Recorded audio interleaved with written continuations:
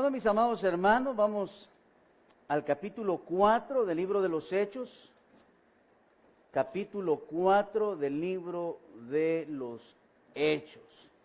A los versículos del 23 al 36.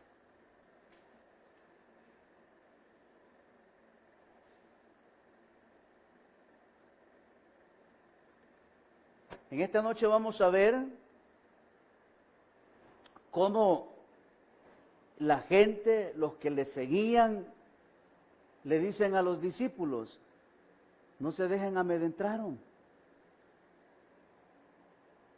no les tengamos miedo.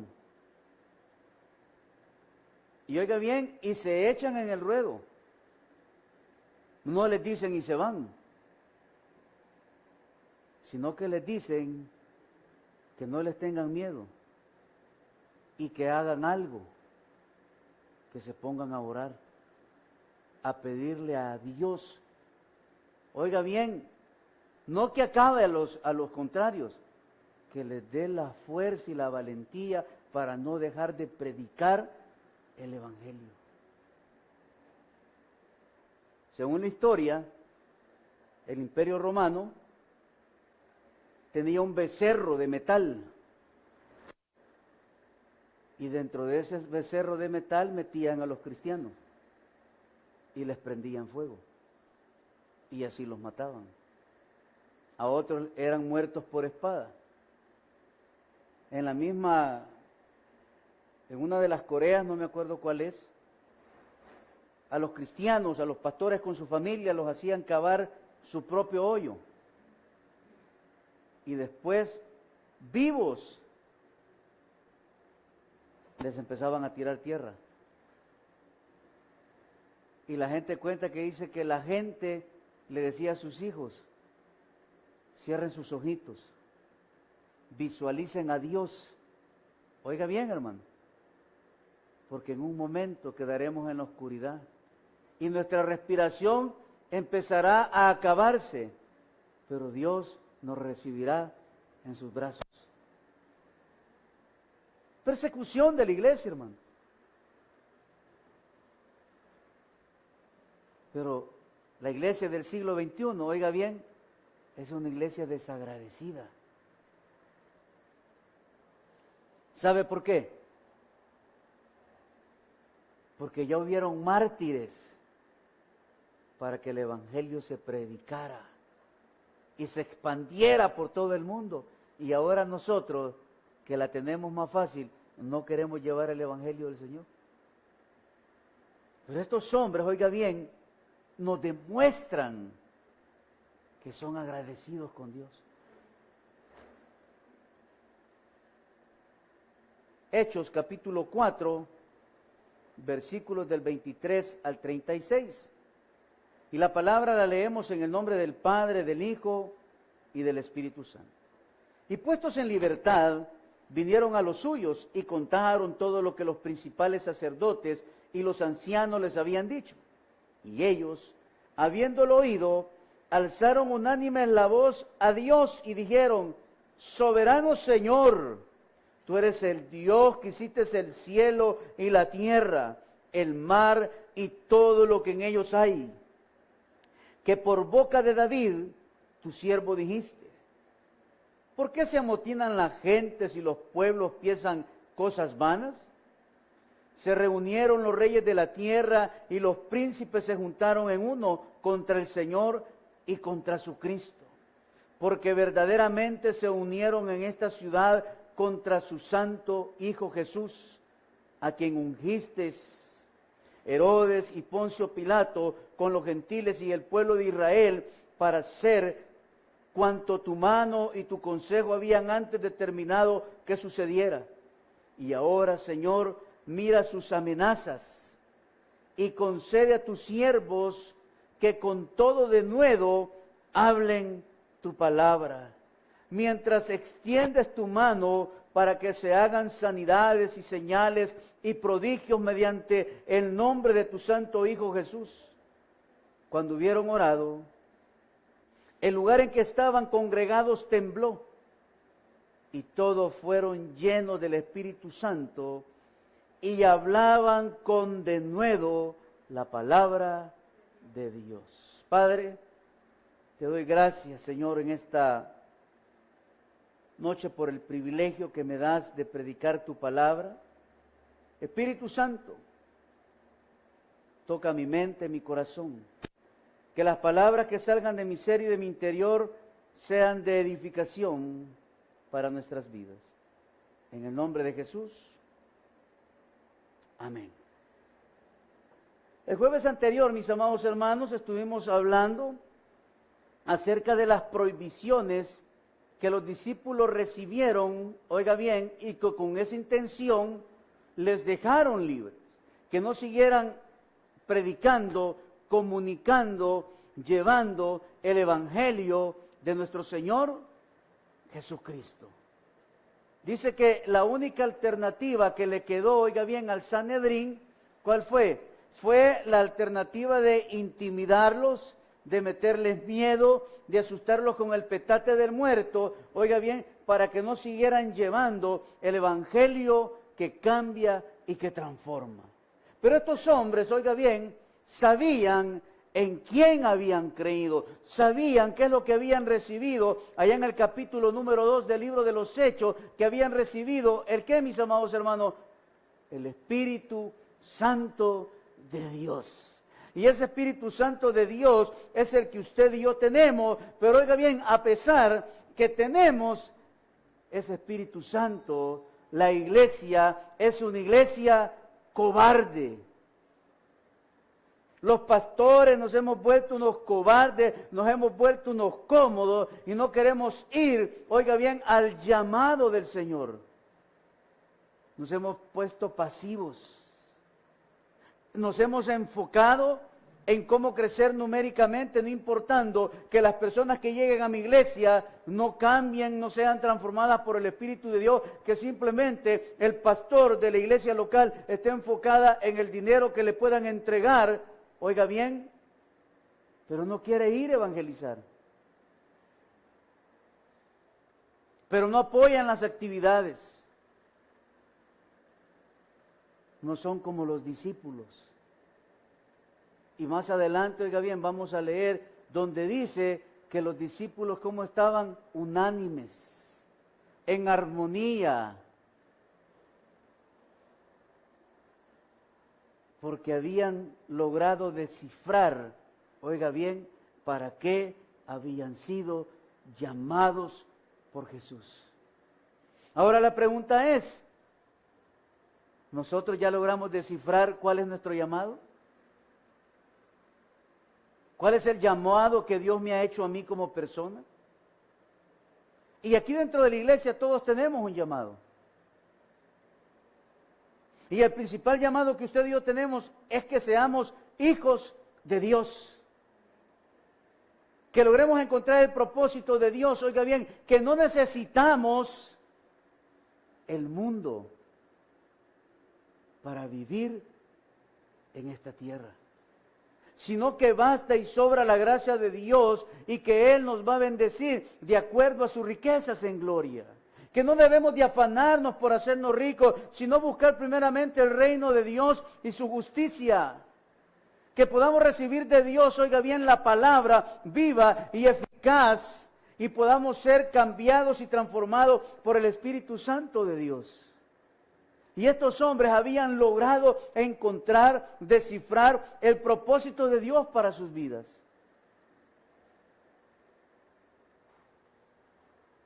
Porque quizás si hubiera sido yo, les hubiera dicho, ¿saben qué? Calabaza, calabaza, cada quien para su casa. No, hombre, de sufrimiento es el Evangelio, hay que les queden. Pero dice que conforme les empezaron a contar lo que les había acontecido, los que estaban donde llegaron, ¿qué hicieron? Dice lo que leímos. Se pusieron a orar. Y en el Salmo 49 y 50, que le hemos visto en Amaneciendo con Dios, Dios, oiga bien, pone como testigos al cielo, a la tierra, al mar, a los vientos y a toda su creación para decirle al rico que su dinero no puede comprar su salvación ni la de otro. Para demostrarle a las naciones que si no se arrepienten, la ira de Dios vendrá sobre este mundo y no habrá rescate para ellos. Pues estos hombres, oiga bien, que reciban a los discípulos, ponen como testigo a la creación de Dios, poniendo por primero ¿a quién? Al Creador de todas las cosas. ¿Piden dinero? No. ¿Piden carros? No. ¿Qué piden?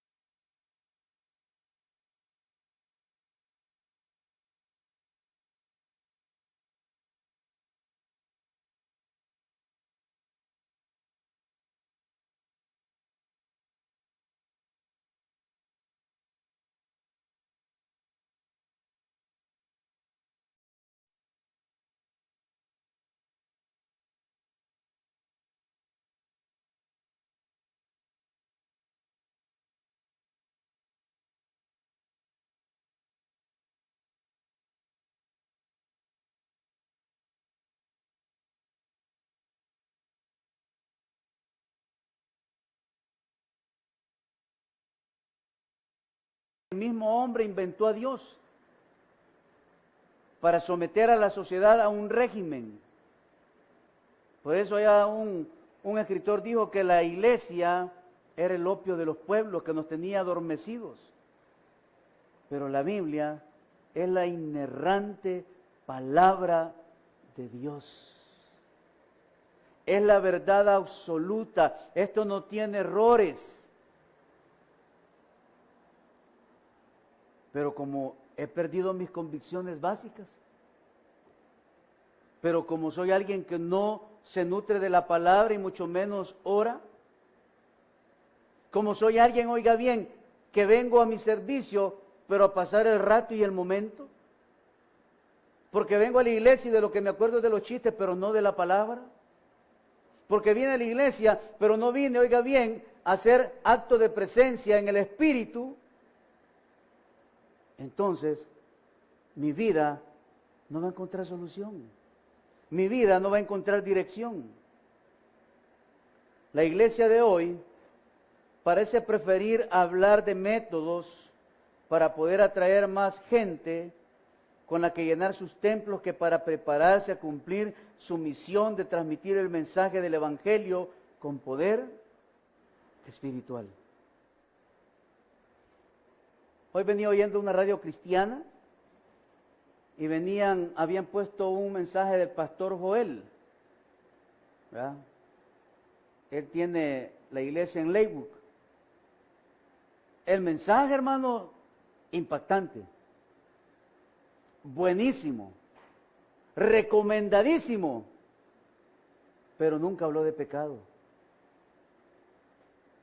pero nunca habló de conversión, pero nunca habló que había que dejar los malos hábitos. Solo habló de bendiciones sobrenaturales. Y que Dios ahorita está preparando su bendición para que en muchos días usted solo llegue a agarrarla. Pero no dijo, pero si usted cambia, pero si usted muere al pecado, pero si usted deja de ser un golpeador, pero si usted deja de ser un bebedor, pero si usted... De eso no habló. Y dijo que ellos, oiga bien, Dios les había preparado el estadio de un equipo para que después fuera a la iglesia. Que un hombre compró una pantalla, no sé de qué tamaño, que le había costado $3 millones. Y que Dios se la preparó a través de este hombre y ellos dieron $50,000 por la pantalla. Ay, ¿y qué? ¿Y mi salvación? ¿Y mi conversión? ¿Y mi restauración emocional? ¿Dónde está? Solo queremos, ¿qué, hermano? Llenar y llenar y llenar. Pero no queremos enseñar, hermano. No queremos aprender Biblia. No queremos leer la palabra, sino que queremos ser formados, oiga bien, por emocionalismos. Pero la iglesia primitiva nos muestra, oiga bien, que el emocionalismo no funciona. Lo que funciona son las convicciones básicas que Cristo nos ha dado. ¿A dónde? En su salvación, hermano.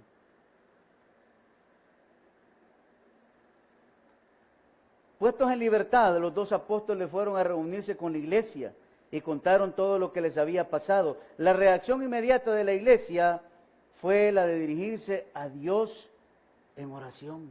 Pero también, oiga bien, hablaron de un salmo, que es el Salmo 2. Vamos allá al Salmo 2, lo vamos a leer.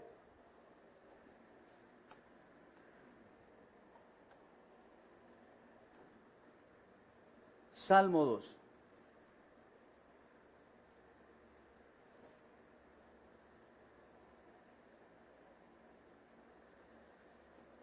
Y dice la palabra.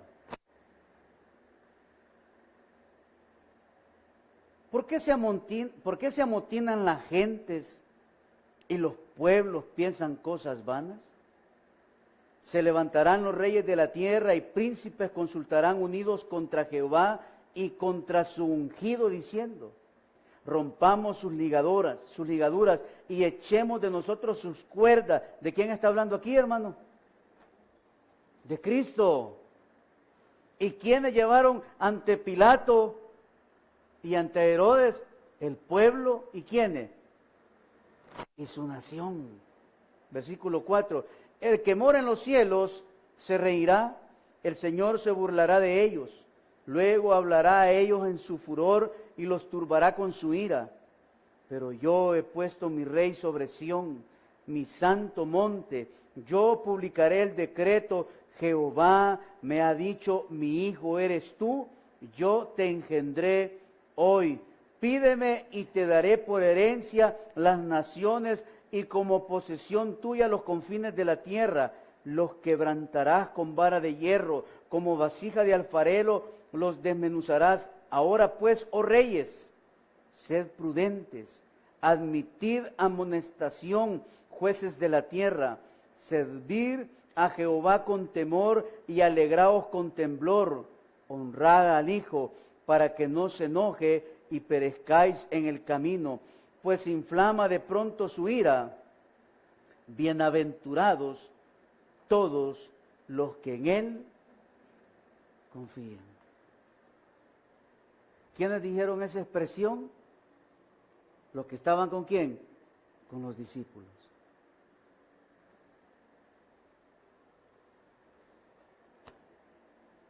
Porque cuando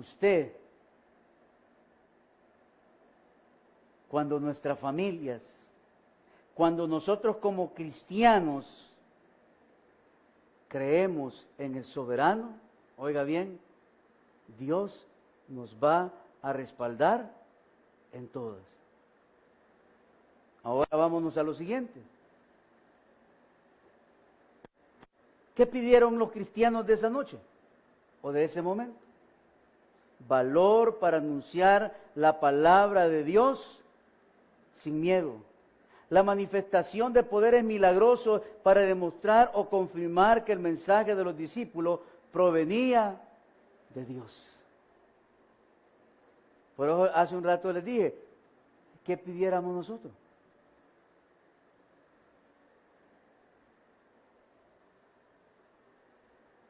El hermano Pedro dijo sabiduría.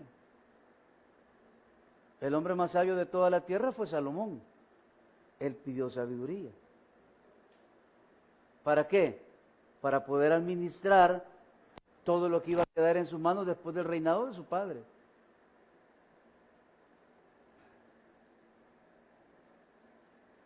Este encuentro en verdad fue conmovedor. Se expresaron con unanimidad en esta reunión de oración y alabanza. No fue de lamento, hermano. No fue de tristeza. No fue de desánimo, sino que fue de oración y alabanza. De oración y alabanza. ¿A quién? Al que todo lo puede, hermano. Pero muchas veces nosotros como cristianos, en vez de orar y cantar al Señor, oiga bien, salen de nuestro interior palabras de ¿qué? De desánimo, de desaliento, de temor, de angustia, de ansiedad y nuestras convicciones. Pues. ¿Y dónde está el Dios soberano en el que he creído y que me ha hecho justo a través de su Hijo? ¿Dónde está mi creencia en el Dios, oiga bien, soberano, que me ha hecho digno a través de Cristo? ¿Dónde está mi creencia en ese Dios todopoderoso que me ha llamado ungido de Jehová? Porque usted y yo somos pequeños ungidos. Claro, hermano, leyendo paquines no lo voy a encontrar. Acostándome a las 3 de la mañana viendo series de Netflix, no lo voy a lograr. Echándome un cigarrito en el techo, no lo voy a alcanzar. Haciendo cosas corruptas, no lo voy a lograr. Pero sí lo voy a lograr si yo tengo una intimidad ¿con quién? Con Dios. Si hay una preparación en mí. Max está preparando un joven. Pero ese joven tiene que prepararse. Por eso es que el apóstol Pablo pone como ejemplo a los corredores, porque se preparan. Y ese joven se está preparando porque él lleva un fin. Como las gimnastas que no pueden comer sorbete antes de entrar a una competencia. No pueden, ¿por qué? Porque es grasa. Y hay una preparación y una abstinencia de cosas. ¿Por qué? Porque ellos se han enfocado en un propósito. Y corren y entrenan y levantan pesas y golpean y salen a correr, hacen esto, comen fibra. Hermano, no comen pupusas, no comen pan dulce, no comen sorbete, no comen chocolate. Se preparan. Entonces, si yo quiero ser un gladiador del Señor, un verdadero discípulo del Señor, ¿qué tengo que hacer? Prepararme, hermano. Pero lo que menos hago es abrir este libro. Esto es lo que menos hago, hermano. Abrir este libro, abrir la Biblia, es lo menos que hacemos. Ya no leemos el proverbio, no tengo lectura de la Biblia diaria, no. Y siempre hay excusas, que me levanto muy tarde, que el tiempo se me escapa, que no hay chance. ¿Y mi preparación, pues? Pero si mañana que usted llegue a su trabajo le dice el jefe, el lunes me tenés que exponer todos los procesos que vos llevas. Ni al culto viene, pues. Con eso le digo todo. Quizás se levantaría el sábado o desde en la noche del viernes, el sábado se le echaría sin bañarse porque tiene que entregar un reporte y tiene que prepararse para exponer porque él quiere quedar bien delante de su jefe. ¿Y por qué no me preparo para quedar bien delante de Dios?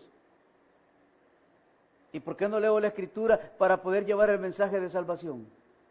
Para que cuando venga el problema, la adversidad, la dificultad, no salga corriendo lleno de temor, sino que tenga las convicciones, así como estos discípulos, de creer en el Dios soberano y eterno, que Él me va a sacar de mi aflicción. Pero como no la leo, pero como no hay convicciones básicas en mí,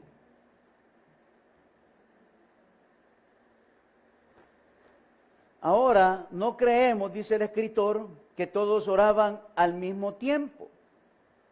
Estamos seguros que uno les dirigía en oración mientras los demás dijeron amén.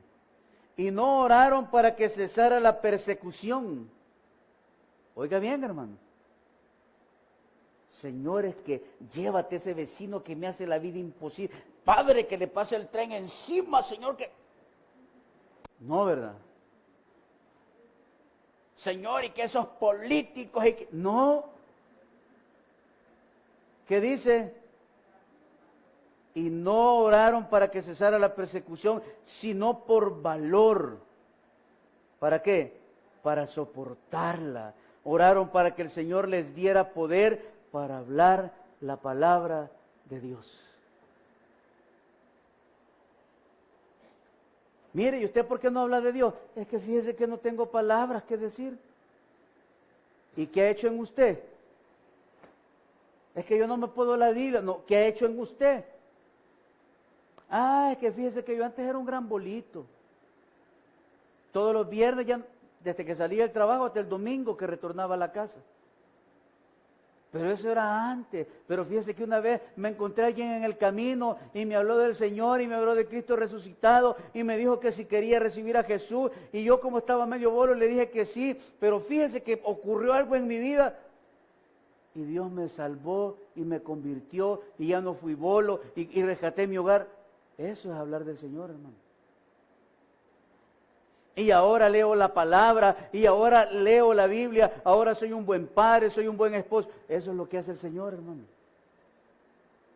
Pero ¿qué debe de haber en mí? Convicción. Esa convicción diaria de creerle a Dios. Realmente, aquella iglesia primitiva era diferente a la iglesia actual. Y sus peticiones eran bastante diferentes a las que elevamos como cristianos en la actualidad.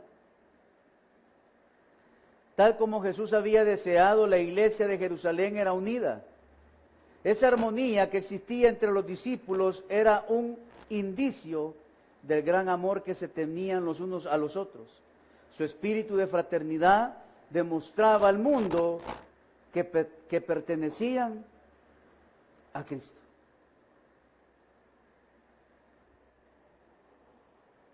Pero ahora, ¿quiénes somos los cristianos? Personas insensibles. Hemos perdido la sensibilidad, hermano. No hay fraternidad en la iglesia. No hay amor entre los hermanos. Hay odio, hay rencor, hay indiferencia. Hemos dejado de amar. Hemos dejado de velar por los ancianos, por la viuda. Se ha acabado el amor. ¿Por qué? Porque hemos perdido los principios básicos de la iglesia primitiva. Aquí creo que no se da, pero aquí hay en iglesias que hay una gran rivalidad en los que cantan porque quieren ver quién es el mejor. Y si hubiera aquí, el que piensa así, está errado. Yo aquí no vengo a decir que soy mejor que otros pastores, no. Y cuando digo que hay pastores que andan en adulterio, oiga bien, lo digo porque es verdad. Y me reservo los nombres porque hay que tener ética. Pero de que hay corrupción en las iglesias, hay corrupción. Y los pastores estamos en la casilla número 1. Pero debemos de cambiar eso. Si ya dejé a mi mujer, entonces me voy a componer con la que tengo ahora, pues. Pero en 3 años me vuelvo a agarrar otra bicha de 18 años. Eso no es correcto, hermano. Mejor tome su Biblia, siéntese y que otro pastor predique. ¿Va? Se acabó el pleito. Yo hago las cosas por convicción, no por emoción, no por ser visto. Yo siempre le he cantado al Señor y le he adorado, no por competencia.